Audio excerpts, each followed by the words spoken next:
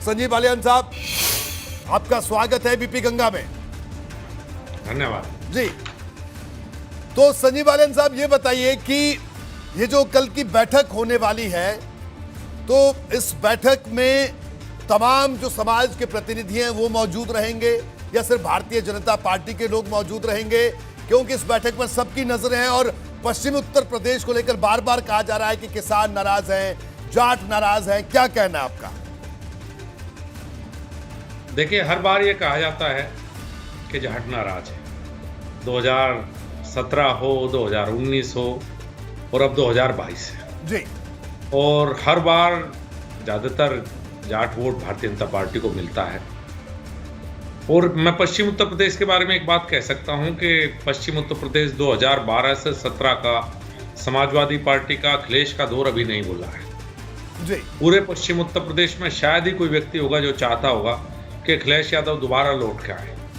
ये जो गठबंधन है ये दिल्ली और लखनऊ में हुआ है।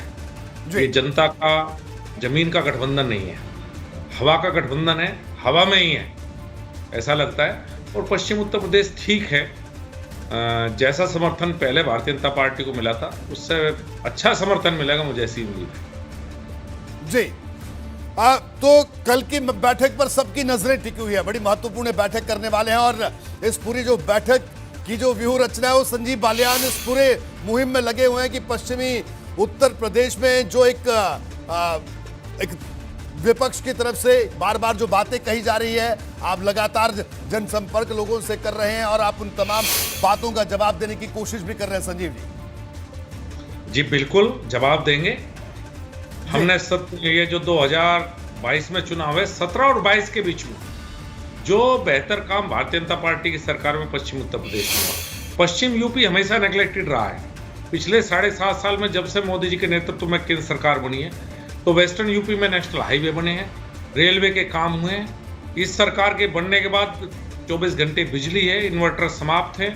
और सबसे बड़ी बात है कानून व्यवस्था, जो पश्चिम की एक सबसे बड़ी कमजोरी थी कि कानून व्यवस्था यहाँ पे खराब थी। दंगा, गुंडागर्दी, पलायन यहाँ के मुद्दे थे, जिन मुद्दों को इन 5 साल में सरकार ने हल किया है। हम जनता के बीच में इन्हीं मुद्दों को लेके हैं और हम जनता को 2012 से 17 का दौर भी याद दिला रहे हैं।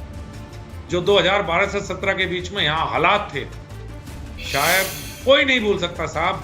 सबसे बड़ा विरोधी भी हमारा जब दिल पर हाथ रखता है, शाम को सोता है और उसका परिवार उससे पूछता है किसे वोट दोगे, तो वो भी कहता है कि नहीं, समाजवादी पार्टी नहीं चाहिए, भारतीय जनता पार्टी बेहतर है। संजय बालियान साहब, कल की जो बैठक होने वाली है उसमें कौन कौन से लोग शामिल होंगे?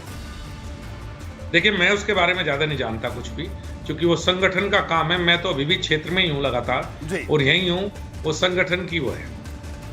देखिए बालियान साहब, जानते आप सब हैं और इस बात में कोई शक नहीं है, आप लगातार जमीन पर जुड़े हैं और आपने उस मुश्किल दौर से भी बाहर आपने अपनी पार्टी को लाने की कोशिश की। जो किसान आंदोलन के दौरान जो माहौल था उस दौरान भी आप जमीन पर नजर आए और ऐसे बड़े कम नेता हैं जिनको उंगलियों में गिना जा सकता है। हाँ, ये बात अलग है कि आप हमें टेलीविजन पर इस बैठक के बारे में नहीं बताना चाहते, पता आपको सब है।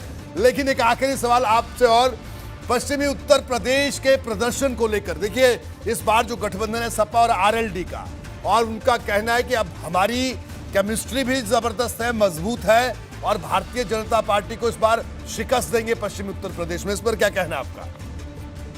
केमिस्ट्री बिल्कुल जबरदस्त नहीं है साहब जी। केमिस्ट्री लखनऊ और दिल्ली में है, मैं वही कहना चाहता हूँ। जमीन पे केमिस्ट्री नहीं है। दोनों पार्टियों की जमीन पे मुझे कहीं केमिस्ट्री दिखाई नहीं दे रही। और मैं लगातार जो आपके पास खबरें हैं, जो न्यूज़ चैनल पे हैं, जो शामली में लगातार घटनाएं हो रही हैं कि हम इसे वोट देंगे, आप नहीं देंगे, वो शुरू हो चुका है जी। क्योंकि एक तरह से समाजवादी पार्टी ने इस्तेमाल किया है दूसरे दलों का। यहाँ पर सिंबल उनका है, उम्मीदवार समाजवादी पार्टी के हैं। कुछ समाजवादी पार्टी के उम्मीदवार जेल में हैं और कुछ बेल पर हैं। तो मुझे लगता है अखिलेश यादव जो अगली विधानसभा चलाएंगे तो ज्यादातर तो उनके सदस्य जेल में होंगे। तो विधानसभा भवन में चलेगी या जेल में चलेगी, सोचने वाली बात यह है। और जनता इस बात को समझ भी रही है और देख भी रही है और वो चाहती है वो दौर वापस ना आए। जी।